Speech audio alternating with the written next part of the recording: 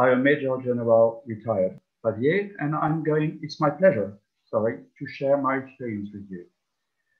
Before I start speaking about the topic of the day, I would like to warn you, however, about the fact that my wars may sound less thrilling than fighting against ISIS terrorists, but these were my wars, and this is what I'm going to share with you. Winning without victory. Well, the question may sound odd, but I think it is on purpose, of course. And it leads us to this double question. What does winning mean? What about victory? However, that question summarizes pretty well what I'm sure about that all of you have already experienced, wherever you may come from. To begin with, you have to keep in mind that dealing with homeland security issues, you have to cope with a kind of holistic adversity, either consisting in organized criminals or terrorists, or in very ordinary events, which surprisingly and unpredictably may become extraordinary. The gendarmes who are listening to me now know that pretty well, if they are not napping, of course. Let us go deeper. To help you better understand the context I had to live with, I need to share with you the overall picture of what I found, what I had to cope with, and why and how I did it. Now I have to apologize, for I'm going to inflict you some figures and data which can sound a little time-consuming and cumbersome, but they are necessary to understand my operational context. But I promise there will only be one slide. The provincial command of the Gendarmerie forces in Burgundy, when I took over my responsibilities in 2011, was then and is still a middle-sized one, with a strength of more than 2,500 gendarmes and civil servants, and almost 900 reservists. And I had roughly 250 units. My operating budget was less than 8 million euros at most, but after removing what I had to pay for gas and the heating of my barracks, for instance, I had no more than roughly 3 million euros left. The province of Burgundy consisted then in 4 départements, Côte d'Or, Yonne, Saône-et-Loire, and Nièvre. My command extended over a rather vast territory, almost 32,000 square kilometers, 6% of the French territory. And I was in charge of supervising security missions carried out for more than 2/3 of the population of the province, almost 1.2 million inhabitants, out of a total of 1.6. In my area of responsibility, I had more than 2,000 towns and villages, some of them quite tiny. My units registered around 50% of the crimes perpetrated in the province, and population density is quite low, 52 inhabitants per square kilometer, whereas the national rate would rather be around 113. Interestingly, the population in 3 of my departments, Nièvre, Yonne, and Saône-et-Loire, was getting older, which meant that more people died there than there were born. It's an important point which I'm making. The crime rate, around 30,000 crimes a year in my area of responsibility, which is rather low if you compare with other areas in France, ranked 13, considering the national figures for the whole gendarmerie. However, the province is crossed by numerous highways and was at the crossroads of 2 major crime clusters, the areas around Paris and Lyon. When I took over my functions, break and enter burglaries were a genuine plague, with an increase which in some areas reached 20%. Perpetrated by organized criminals coming from Eastern Europe, this type of crime was my top priority. To sum up briefly, you have to keep in mind that the operational pressure, if you only compare the crime rate, was not so high. But the population living in my area of responsibility was generally very scattered, and I told you, rather middle-aged or old. That means that this type of population, is more vulnerable to the feeling of being insecure. And in some places, things were growing psychotic and irrational because bad words could actually occur anywhere.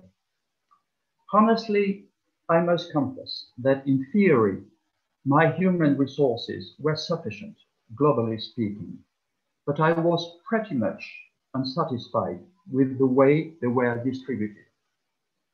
Moreover, due to the overall review of public policies, my budget was only sufficient to operate on a routine basis. I remember that one month we almost ran short out of gas. Before my arrival, and again for budget reasons, dealt with on a nationwide scale, my command lost almost 140 gendarmes, the equivalent of one of my big divisional companies, or in other words, more than 5% of my total strength. But like all my comrades, I had to do with that.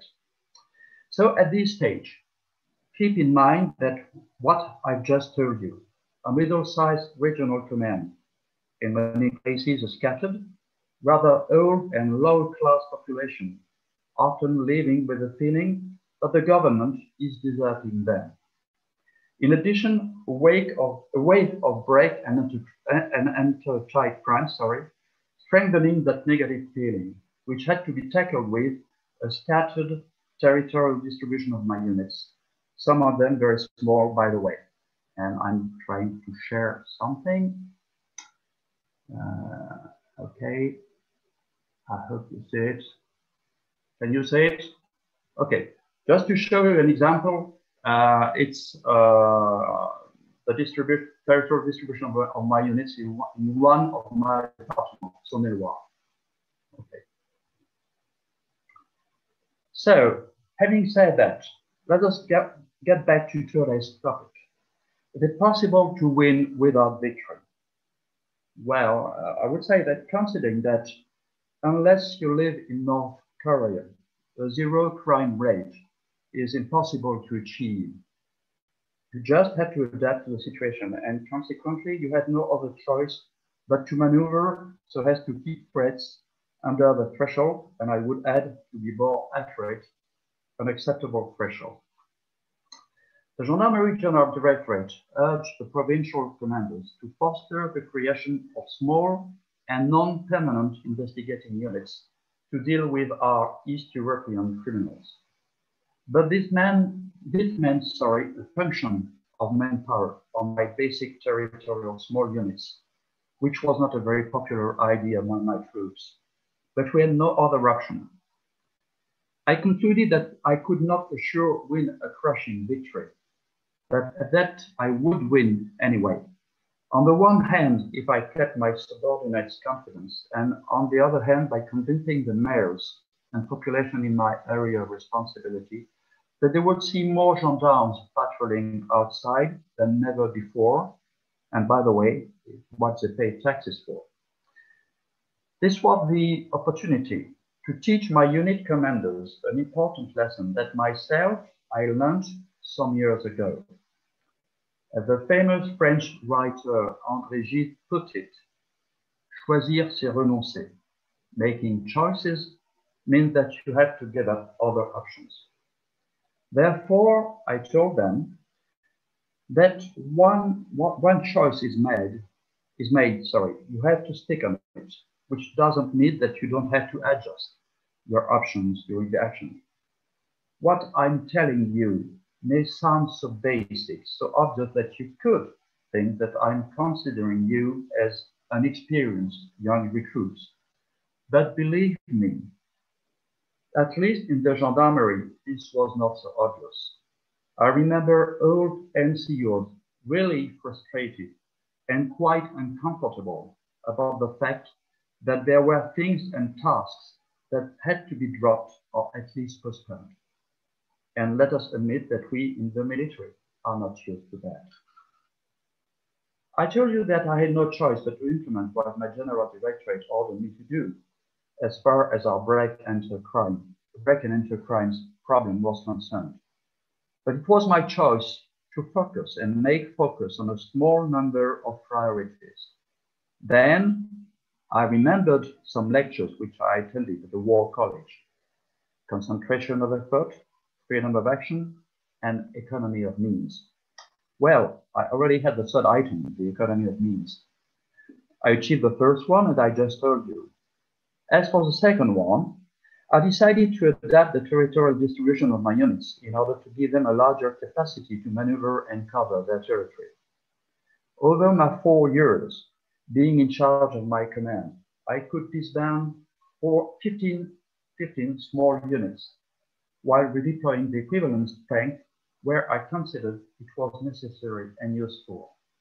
Of course, some mayors were very unhappy with that, but one of them, very honestly, told me that perhaps he lost a gendarmerie station, but at the same time, he could, however, see more often gendarmerie patrols in his town and over the area. I said to myself that I was going to win my bet, but what I needed was a bigger and better connection between the gendarmerie and the population.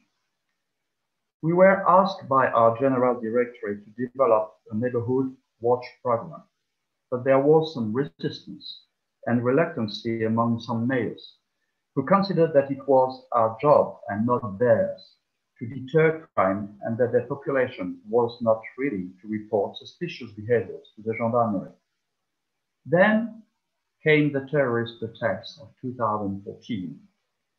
Because my gendarmes were more used to going outside, leaving red tape behind them, they knew much better their area of responsibility, where the population was more used to seeing them, either on board their patrol vehicles or on their bicycles, or even patrolling on foot, or of course, on traffic control operations. The weeks after the attacks, we held the ground like never before, just because we were asked to deter another possible terrorist attack. But we also succeeded in securing and strengthening the confidence of the population. Believe me or not, but immediately after, we signed a huge number of neighborhood watch agreements with towns which so far had been rather reluctant.